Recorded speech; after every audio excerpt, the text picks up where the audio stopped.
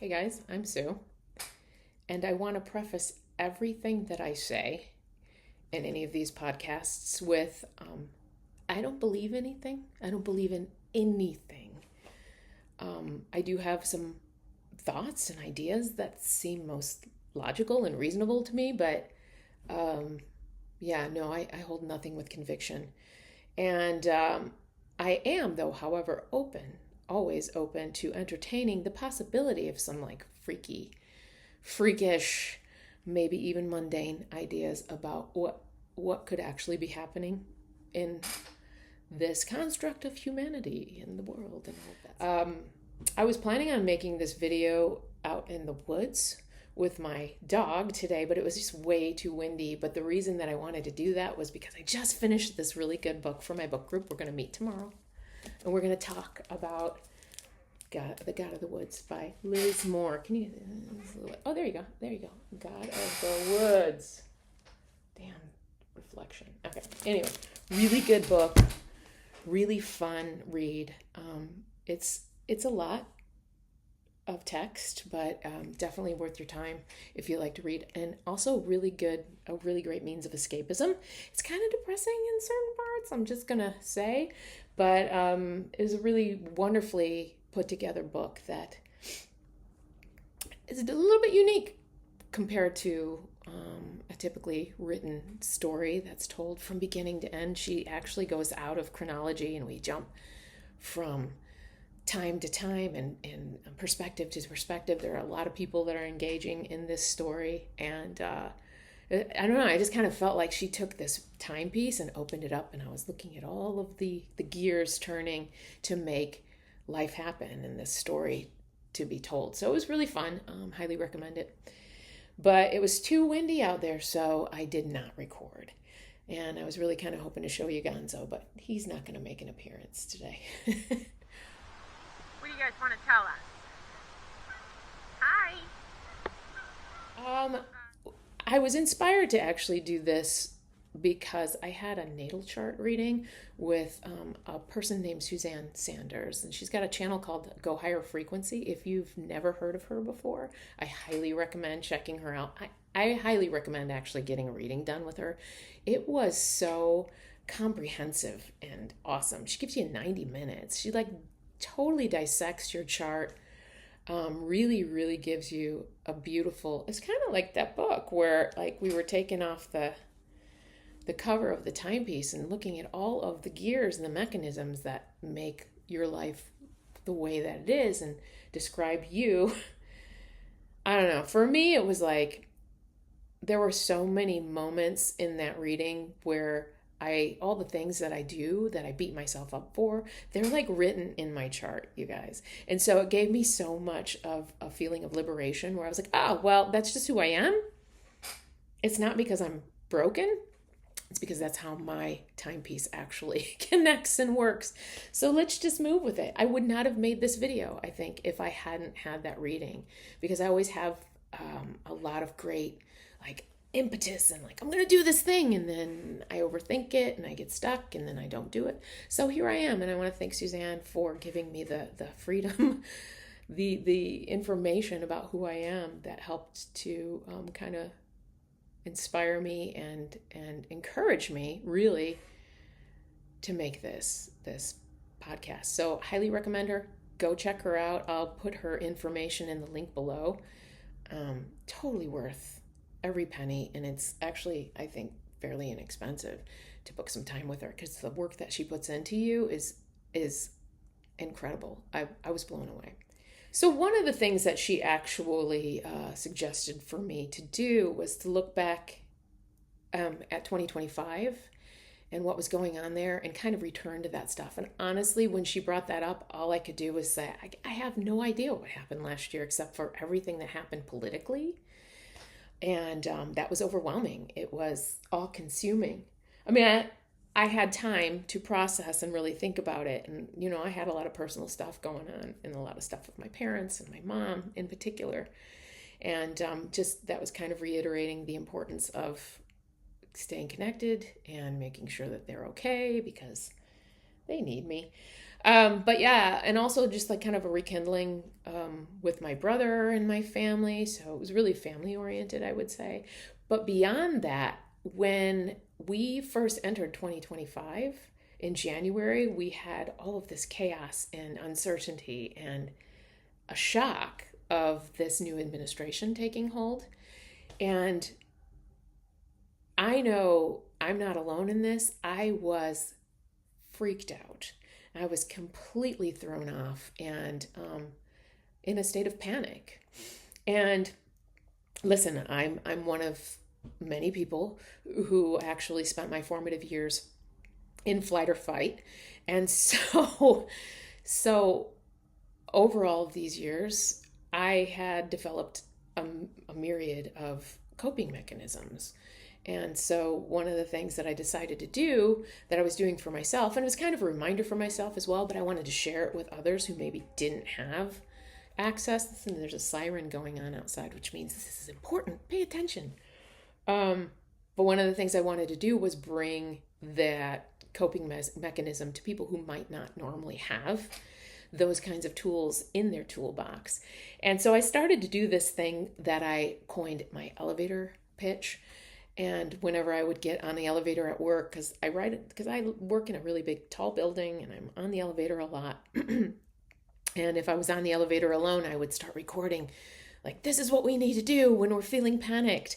But I had a really old iPhone, and that didn't happen. It didn't work out. And honestly, before I could work the bugs out of the whole thing, I started to witness the failures and the incompetence of this administration. So it was kind of like, oh, okay, I think we're gonna be good. We can kind of sit back and watch the shit show without really feeling always that we're in danger. Now, of course, now here we are again in the beginning of the year, March. At the end of February, it was quite the shit show when he decided to bomb Iran. Hello, we're back in that horror, that chaotic, frenetic, like I don't even know what to do now kind of energy. And so I've decided that that's my reflection back on 2025. I'm going to bring those back. And that's really where I'm coming from when I'm doing these solo videos, and possibly, even when I talk to other people, because that's a plan for me. But so now I'm back at it, and this time without the fleeting elevator trips, right? And honestly, I'm doing these to help myself too. I know I already said that, but we easily forget just how freaking powerful we are, and yeah, especially in the face of the unthinkable. And so, for starters, I just kind of want to preface I've been saying for a really long time, and I tend to lean towards the Pollyannish idea of the workings of this universe, that I believe that it is a kind universe. And I really think that sometimes you got to go through hell to get to heaven. And systems have to be undone for new systems to be made. So I've been saying since 2016, really 2012, but even in the 90s. But once this whole regime actually started to make its presence known and said, hey, I want to be on the scene and control things, I've been saying that Rump himself is actually the personification of the collective ego. And his followers are truly the personification of the collective ego. And what we're witnessing right now is what's playing out on the scene is the death, the known to itself death of that collective ego. And that ego is not going to die without putting up a huge fight. And so the louder, the bigger, the uglier it gets, the more obvious it is that it's trying so hard to fight to save itself. And for those of us on this other side of things, it's imperative that we don't fall into the trap of believing and being consumed by the screaming death knells, really, of this ugly administration. I first heard the concept of conscious evolution, when I read a book by Barbara Marx Hubbard that was called Conscious Evolution, and it was really one of those turning point. I hate that phrase has been co-opted in such a negative way, but it's really one of those paradigm shifting reads for me. And Barbara Marx Hubbard has nothing to do with L. Ron Hubbard, by the way. And we lost her not too many years ago. She was an absolute way shower. And I call her, in my opinion, she was the original imaginal cell of our conscious evolution. So basically, what she put into my head was the idea that we're going through a metamorphosis. Humanity is changing, and we have to change if we're actually going to continue to evolve and be more and consciously grow. And she tapped into the works of Buckminster Fuller. There are a lot of other philosophers that she really tapped into, but her words resonated so strongly with me.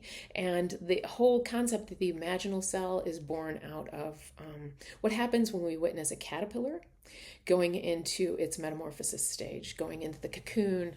What it actually does is builds its cocoon, it goes in there, and you think that maybe it just sprouts wings or something, but it doesn't. It actually breaks itself down into this soupy mess. And it then has within its blueprint all of these cells that are called imaginal cells. They actually hold the blueprint of the butterfly. But when this soupy mess exists in the cocoon, the immune system of that caterpillar recognizes these imaginal cells as enemies, because it's not the blueprint of the caterpillar, right? It's the blueprint of something completely new.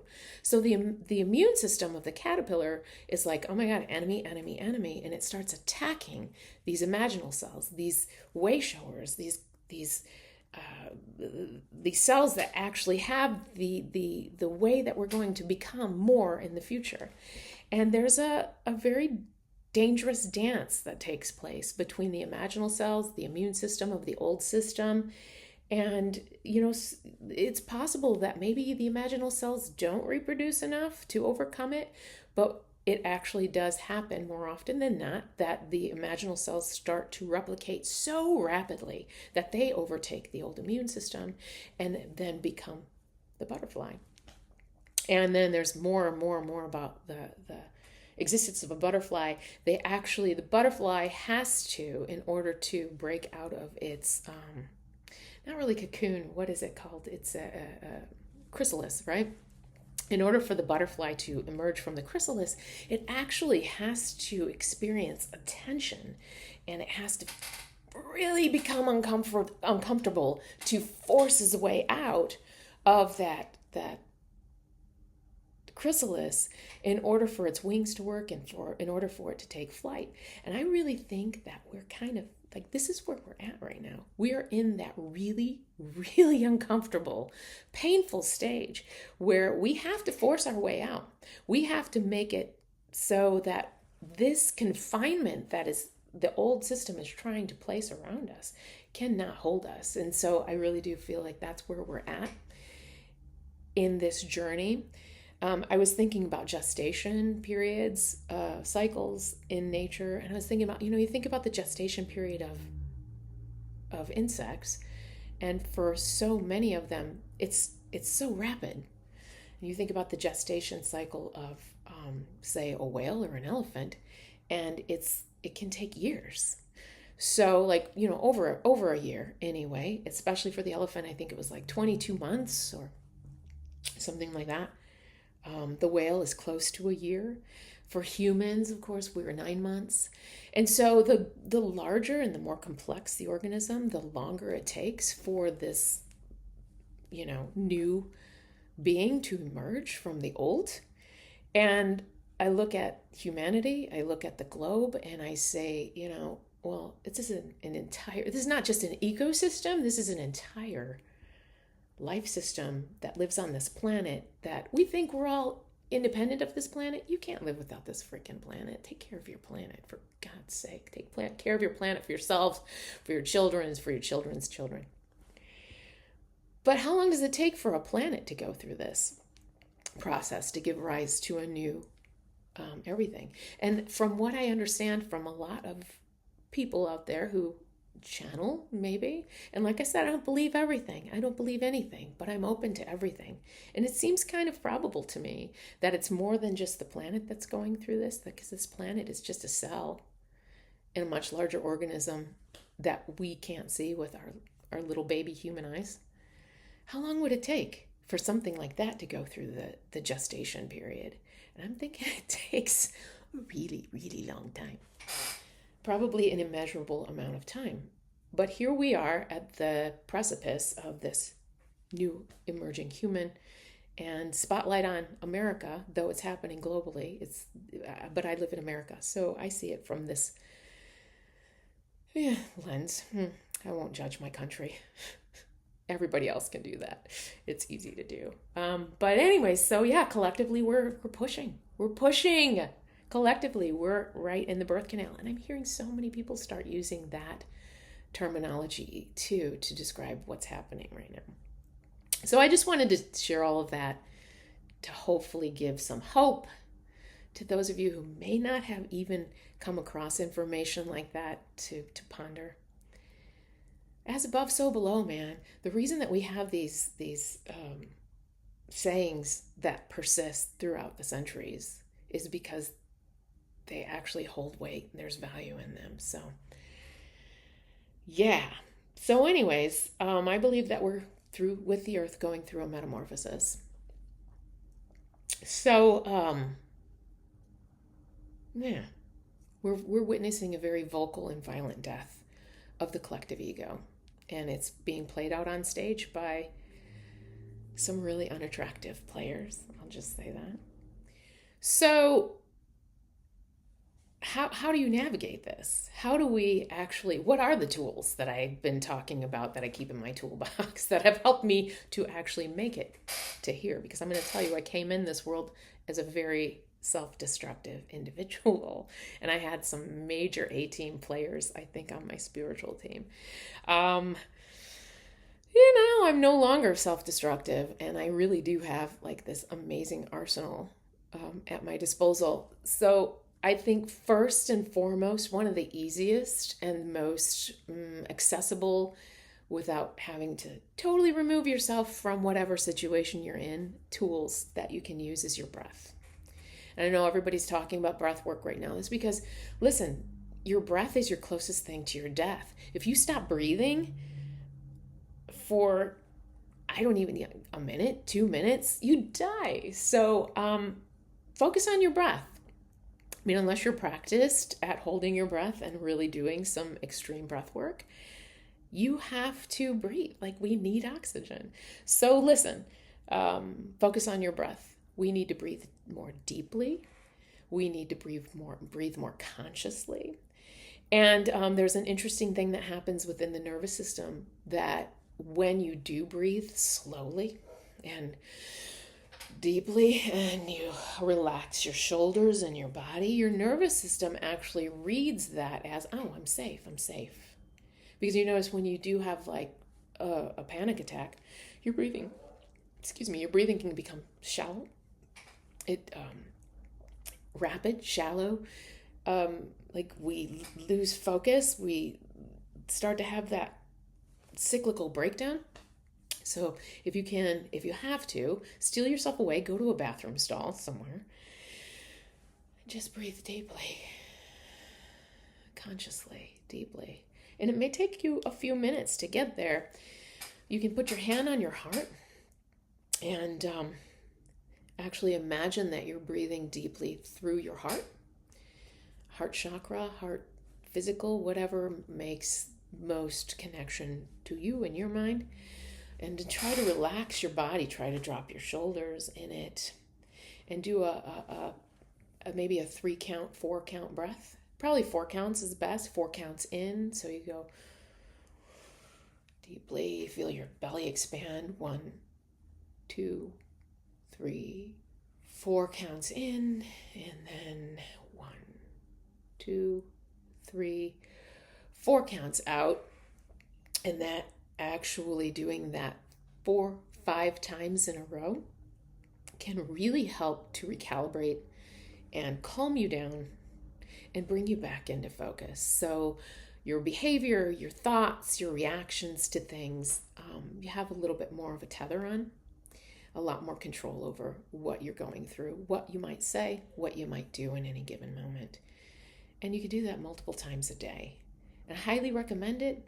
And it may be the gateway into actually trying to find some kind of practice of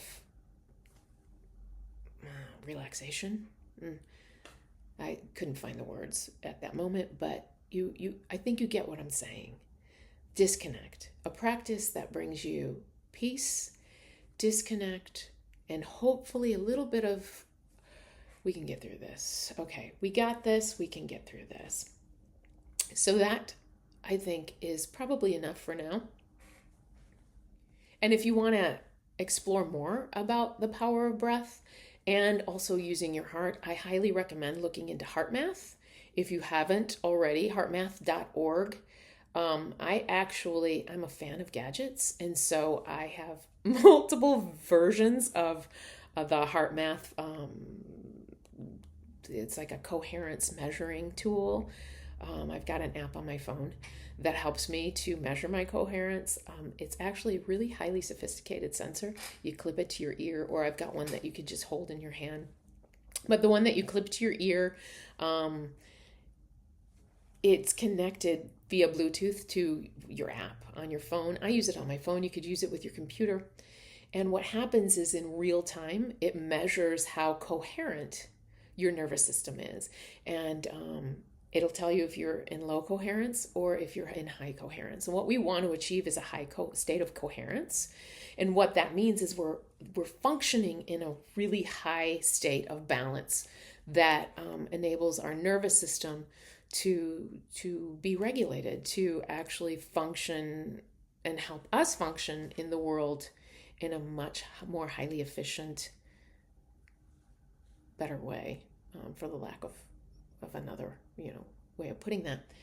But I highly recommend looking into that. Even if you don't buy the sensor, which is, it's a little bit of an investment. They've got a ton of videos out there that teach you how to do coherence, breathing, meditation. It's a lot of deep, deliberate, slow breathing, focusing on the heart. And then actually to take it to another step, you focus on something that brings you joy and happiness. I love to think about my pets, just thinking about their faces and thinking about their little bodies curled up in my lap. Oh my God, I'm totally already there. And it sends me into another atmosphere. But yeah, I highly recommend. I've seen miracles occur around me when I'm doing my coherence work. And I can talk to you more about that in a future video. But for now, breathe. You got this, you guys. We got this. We are in the birth pangs, the birth canal. We are in that final stage of the butterfly busting out of the chrysalis and having to really, really make our wings powerful by doing that. So we got it. You got it. Share this with someone you love. And if you haven't, you probably haven't, go ahead and like and subscribe. Thanks.